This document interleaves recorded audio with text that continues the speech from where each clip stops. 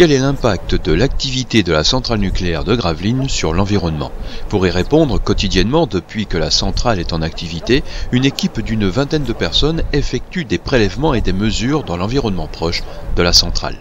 La tournée environnement, elle a plusieurs rôles. Donc déjà de faire de la surveillance de l'environnement en effectuant donc des prélèvements journaliers.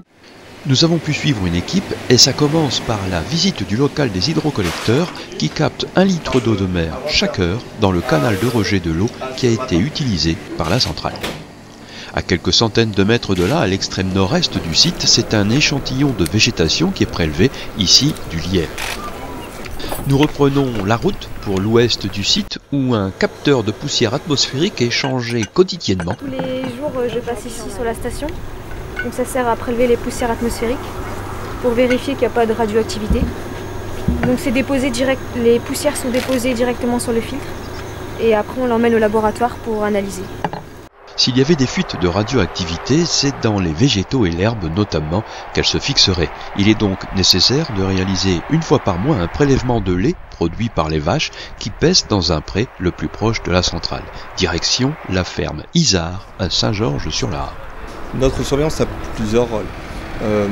Premièrement, de s'assurer que le site respecte bien son arrêté de rejet. Ça, c'est la première raison. La seconde, ça permet aussi de mesurer l'impact environnemental qu'a le site. Et ça nous permet de prendre ces données-là avec l'autorité de sûreté, notre institut radioprotection, sûreté nucléaire, pour faire un bilan annuel. Et un bilan environnement annuel est rédigé chaque année pour mesurer l'impact environnemental du site.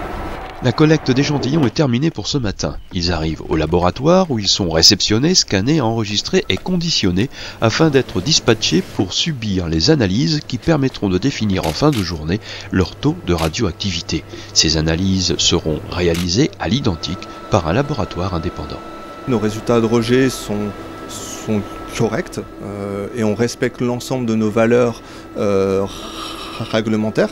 Ces valeurs réglementaires sont fixées par la loi. L'arrêté de rejet précise ces valeurs qui sont régulièrement réétudiées. Le dernier arrêté de rejet est en application depuis janvier de cette année. L'ensemble de nos prélèvements, donc les coordonnées GPS des prélèvements, les résultats d'analyse, les fréquences de prélèvements et analyse sont rendus publics chaque mois sur le site de l'autorité de sûreté nucléaire qui s'appelle RNME.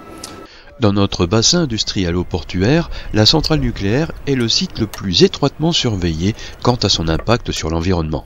Ce programme de surveillance est absolument nécessaire pour assurer de la bonne marche du site. Il est également nécessaire pour rassurer les habitants. Les résultats de ces analyses quotidiennes sont régulièrement en deçà des normes fixées par l'organisme de surveillance et ça fait toujours du bien de le savoir.